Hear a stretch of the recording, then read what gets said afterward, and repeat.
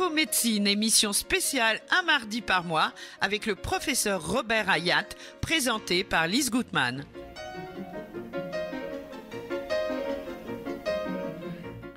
Et ce matin, nous recevons le docteur Christian Hugues. Docteur Hugues, bonjour, merci d'être avec nous. Bonjour Lise, bonjour à tous. Robert, bonjour. Bonjour Robert Hayat, Lise, bonjour chers auditeurs. Je suis un peu trop familière. Docteur Christian Hugues, vous êtes médecin vasculaire et vous partagez votre activité entre l'hôpital et votre cabinet libéral. Vous êtes actuellement le président du conseil départemental des Hauts-de-Seine de l'Ordre des médecins. Nous vous recevons aujourd'hui pour parler de votre ouvrage « Médecins au cœur des hommes » paru en juin 2018 aux éditions Amfortas. Écrit d'une plume précise et particulièrement agréable, votre livre, dès le premier chapitre, nous fait pénétrer au cœur de l'institution dont nous aimerions que vous nous expliquiez le fonctionnement en exposant les différents survenants entre patients et médecins, voire parfois entre les médecins eux-mêmes. C'est tout cela que nous allons passer en revue et le professeur Hayat va vous poser la première question. Docteur Hugues, merci d'être des nôtres et je vous demanderai d'abord pour commencer, quand et par qui a été créé le Conseil de l'Ordre? Bonjour à tous. En effet, c'est une question importante car l'homme a son esprit grégaire et depuis l'Antiquité, il a toujours cherché à se réunir et c'est comme ça qu'on a connu les premiers collèges des gens de métier. Ensuite, bien entendu, Hippocrate à Cos a créé sa première école et les médecins ont été disséminés partout sous la houlette d'Hippocrate. C'est Napoléon qui, en 1800, a créé le premier ordre des avocats cette fois, mais il n'y avait pas encore l'ordre des médecins. Il a fallu attendre quelques années plus tard pour que Max Simon présente son ouvrage sur la déontologie médicale, et c'est en 1845 qu'est née la première institution ordinale. Ensuite, il y a eu une période que nous aimerions tous oublier, qui est la période de Vichy, avec le maréchal Pétain, qui a créé le Conseil supérieur de l'Ordre des médecins.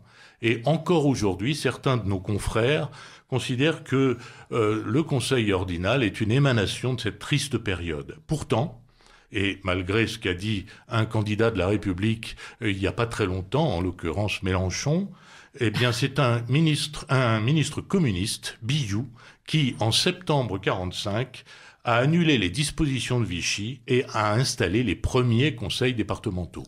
Alors, docteur Hugues, j'ai envie de vous demander, mais pour quelle raison le Conseil de l'Ordre a-t-il été créé et comment est-ce qu'on voyait à l'époque ce que serait son rôle? La guerre, malheureusement, a fait ses victimes et a fait des victimes parmi les médecins, laissant des veuves et des orphelins. Donc le premier rôle, c'est un rôle d'entraide. Et c'est un rôle fondamental puisqu'il a trait à la confraternité. Mais ensuite, les rôles se sont déclinés avec un rôle moral pour la rédaction d'un code et de manière à garantir l'application de la déontologie. Nous avons aussi un rôle administratif pour vérifier que les inscriptions des médecins sont bien cohérentes et correspondent à un profil d'éducation qui soit homogène.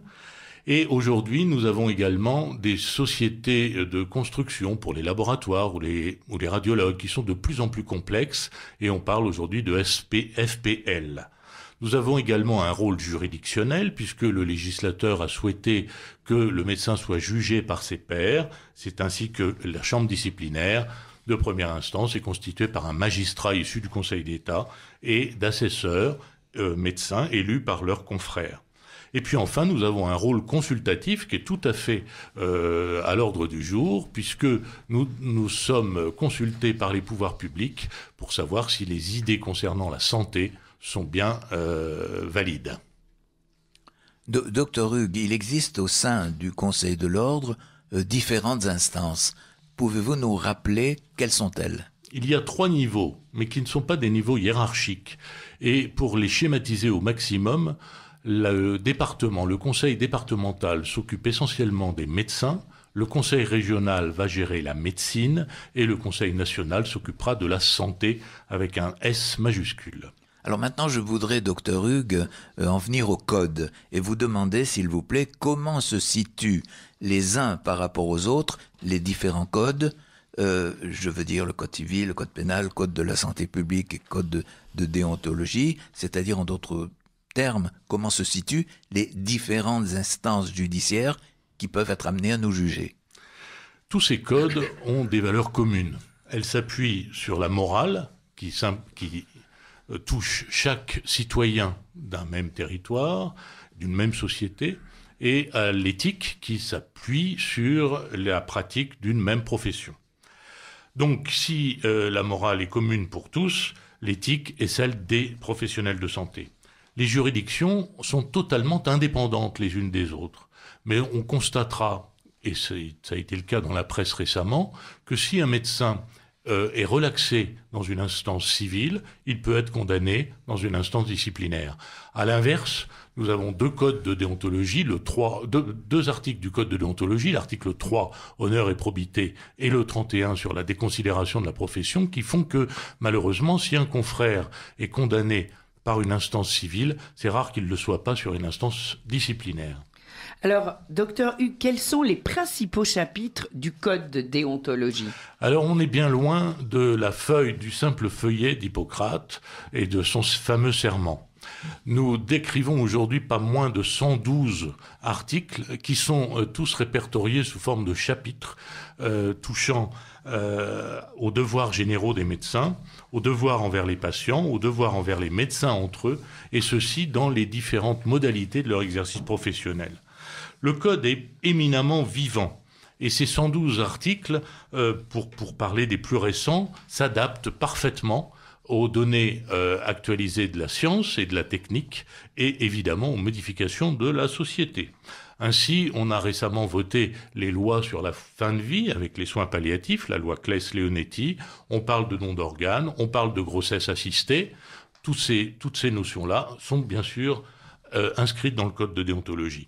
Mais pour citer juste un article qui est celui du secret professionnel, l'article 4, eh bien il tient en un mot, il est absolu et il représente pas moins de 5 feuillets, tellement il s'adapte aux juridictions, qu'elles soient le procureur, que ce soit la police, que ce soit les médecins des assurances, etc.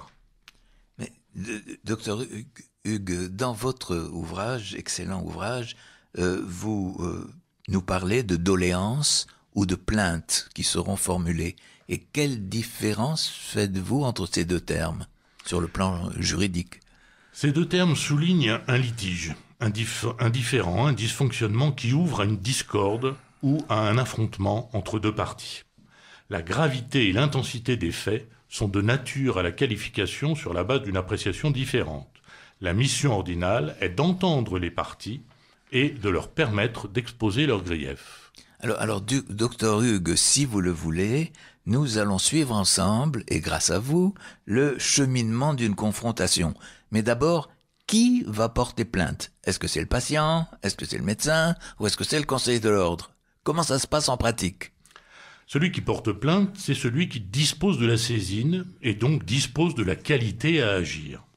Le patient lui-même, sa famille s'il est mineur ou en sauvegarde de justice, une association si elle est dûment mandatée, les pouvoirs publics, le préfet, le directeur de l'ARS, l'ordre des médecins bien sûr, un autre médecin ou le procureur. Alors je vous remercie pour cette réponse et nous allons commencer par le premier niveau, la doléance. Alors comment est-ce qu'une doléance est gérée ? Est-ce que ça passe notamment par une réunion du conseil de conciliation ?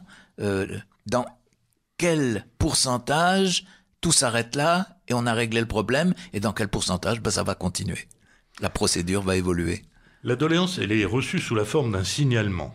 Elle va nécessiter une instruction, soit par courrier, soit par un entretien, pour obtenir des explications. En général, les doléances s'arrêtent rapidement, même si c'est une charge de travail assez chronophage. Je ne peux parler que des Hauts-de-Seine, évidemment. Et dans les Hauts-de-Seine, en 92, nous avons reçu 206 doléances en 2017, dont seulement 4 ont évolué vers la plainte. Et pour la petite histoire, parmi les 4 plaintes, 2 ont été parfaitement conciliées. Par contre, on constate une augmentation croissante et ça a été le cas, puisque je me suis renseigné également auprès de l'ordre des dentistes et de l'ordre des avocats, une augmentation croissante des doléances. Et en juin 2018, nous avions déjà atteint le seuil de ce que nous avions fait l'année dernière. Docteur Hugues, nous allons passer au deuxième niveau. On n'est plus dans la doléance, on est dans la plainte. C'est déjà un autre stade. Alors, comment est-elle gérée et quels sont les personnages qui sont présents et notamment, est-ce qu'un magistrat, est-ce qu'un avocat sont présents à ce moment-là ou pas? Le Conseil de l'ordre départemental instruit la plainte, il en a l'obligation, et il organise une conciliation en présence des conseillers ordinaux qui vont être chevronnés et habitués à une procédure stéréotypée, mais qui ne se présente pas comme un débat contradictoire. L'idée est d'ouvrir une discussion. L'avocat n'est jamais indispensable à ce stade. D'ailleurs, s'il est présent, il ne s'habille pas, il ne revêt pas la robe. À aucun moment, le conseil départemental ne juge de l'affaire. Si les parties n'arrivent pas à se concilier, le conseil de l'ordre va avoir l'obligation de transmettre la plainte à la chambre disciplinaire de première instance du conseil régional, en émettant un avis motivé. Une fois transmise, la chambre disciplinaire va juger sur la déontologie uniquement des faits, et ce sont d'autres juridictions qui interviendront alors dans d'autres situations et d'autres cadres. Et dans le 92, vous avez une idée un peu du nombre de plaintes? En général, nous recevons, et c'est assez constant dans les départements, une centaine de plaintes par an, et nous réussissons à les concilier à 60%. Alors, docteur Hugues, professeur Hayat, on va marquer une pause. Je rappelle que le docteur Christian Hugues est avec nous ce matin pour son ouvrage « Médecin au cœur des hommes » paru en juin 2018 aux éditions Amfortas. Et l'on reprend le cours de notre émission, un info médecine spéciale en compagnie du professeur Robert Hayat, et notre invité ce matin est le docteur Christian Hugues pour son livre Médecin au cœur des hommes paru en juin 2018 aux éditions Amfortas. Alors, docteur Hayat, si vous le permettez, c'est moi qui reprends. Docteur Hugues, de votre passage dans les hôpitaux, vous avez tout retenu, rien ne vous a échappé et vous donnez une description saisissante des salles communes, des odeurs, de la toilette des patients, des crachoirs et surtout des différents types de grands patrons. Un commentaire ? Le commentaire pourrait être très long. Je vais essayer de faire bref.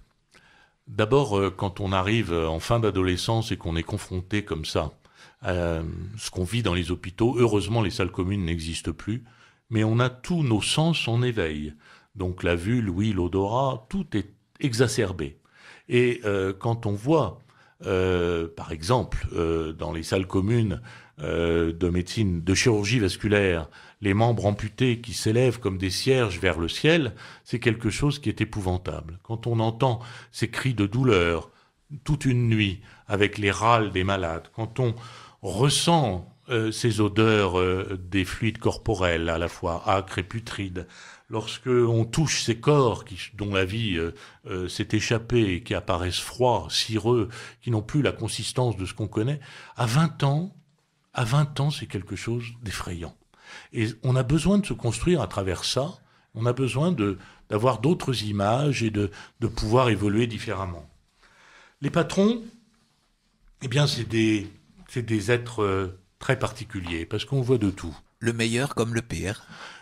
J'osais pas le dire, mais en tout cas, c'est vrai qu'on peut rencontrer des patrons extraordinaires qui sont capables de s'asseoir au lit du malade, de prendre la main, d'expliquer l'avenir, l'espérance en tout cas qu'il faut toujours avoir d'une maladie. Et à l'inverse, on a des patrons qui sont enfermés dans leur bureau, qu'on ne voit jamais. On voit des professeurs qui n'ont aucun sens pédagogique, et à l'inverse, on voit ceux qui nous enseignent, qui n'ont pas le titre de professeur, mais qui sont des êtres remarquables. Voilà. Et du coup, professeur Hayat, je suis sûr que vous faites partie de cela.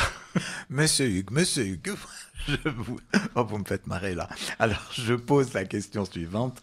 À la quarantaine, vous désirez connaître le fonctionnement de l'ordre des médecins qui établit les lois du code de déontologie, qui reçoit les plaintes des patients et qui peut même condamner les médecins. Quelles étaient alors motivation pour y accéder, pour vous y faire élire? Alors je crois qu'on ne se fait pas élire au conseil départemental. On postule, on présente une candidature et ce sont nos confrères qui nous élisent sur une profession de foi, sur la connaissance qu'ils ont de notre comportement. Il faut beaucoup d'altruisme, il faut un sens de la confraternité très développé.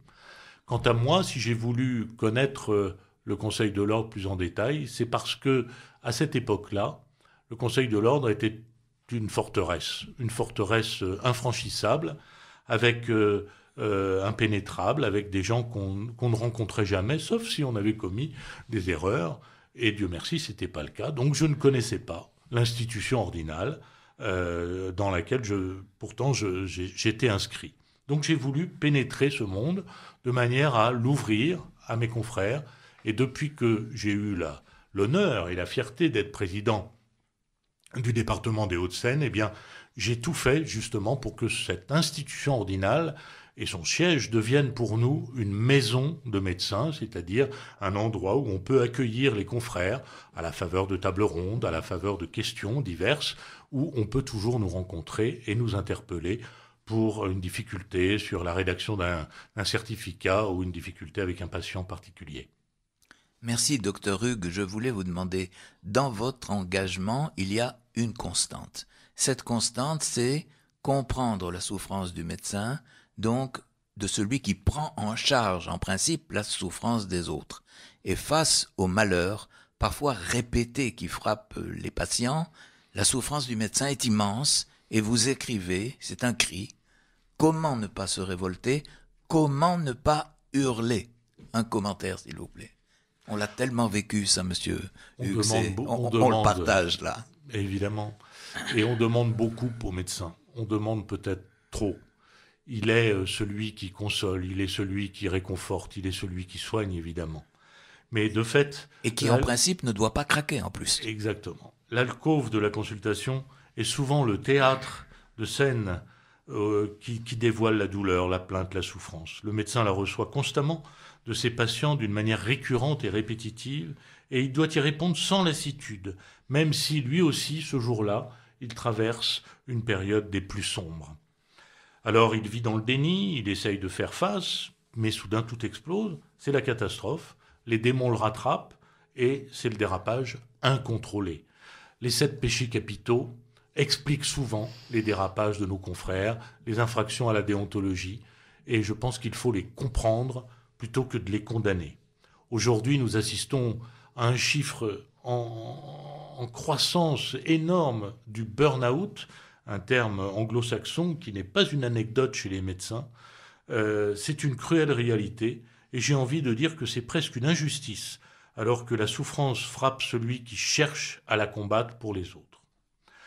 De même, je suis choqué aujourd'hui par le nombre croissant de médecins agressés par leurs patients. Souvent, ils le sont sous forme d'insultes ou de menaces. Parfois, ils le sont même d'une façon beaucoup plus violente. Physiquement. C'est physique. Et ça, c'est incompréhensible, sauf si on se réfère à Plaute, Homo hominis lupus est, autrement dit, l'homme est un loup pour l'homme. Et ça a été repris quelques années plus tard par Thomas Hobbes sous la forme du fameux Léviathan, le démon qui sommeille dans tout être. Docteur Hugues, dans l'exercice de sa fonction, le médecin doit trouver, comme vous l'écrivez si bien, un juste équilibre entre empathie et compassion. Est-ce que vous pourriez revenir sur ces 2 mots, dont vous soulignez d'ailleurs qu'ils ne figurent pas dans le code de déontologie? C'est vrai, ils ne figurent pas dans le code de déontologie, et on demande au médecin d'assurer des soins consciencieux et dévoués. On lui demande d'assurer des soins conformes aux données de la science, mais on n'apprend pas au confrère les mots qu'il doit utiliser pour soulager les maux, cette fois MAUX.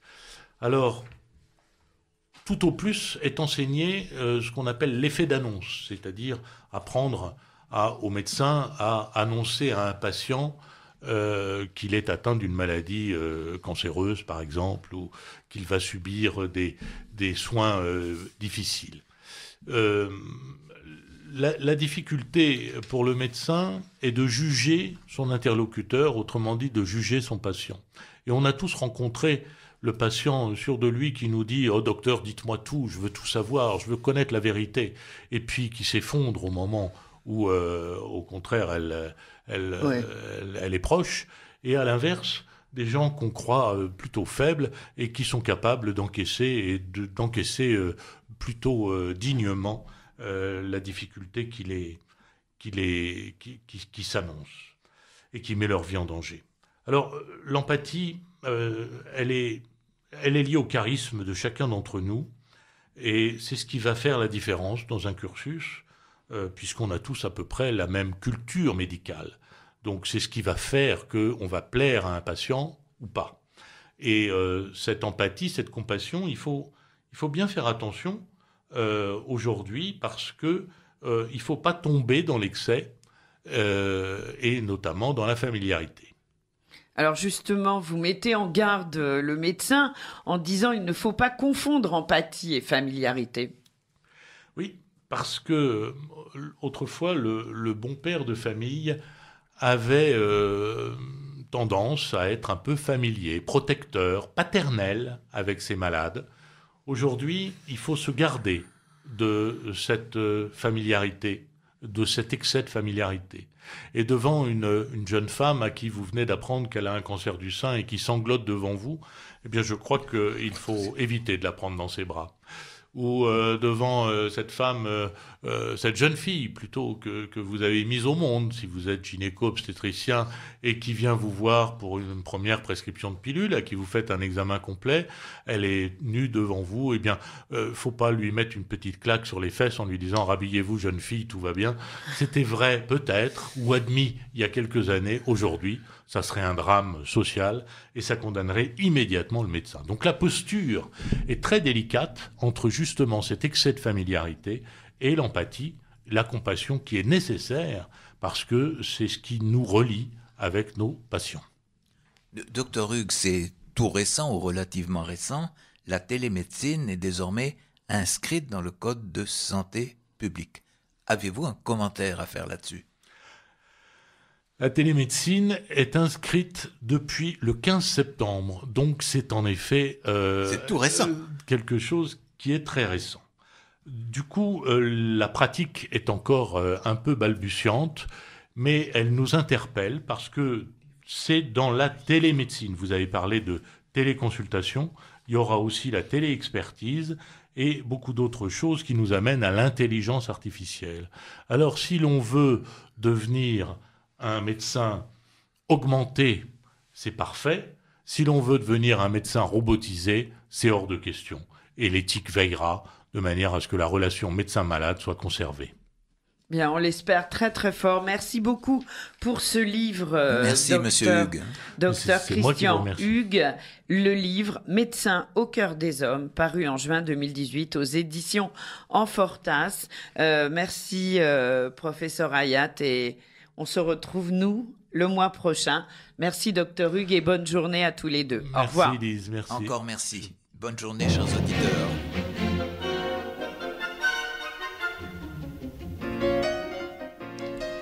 Infomédecine, émission spéciale un mardi par mois avec le professeur Robert Hayat, présenté par Lise Gutmann.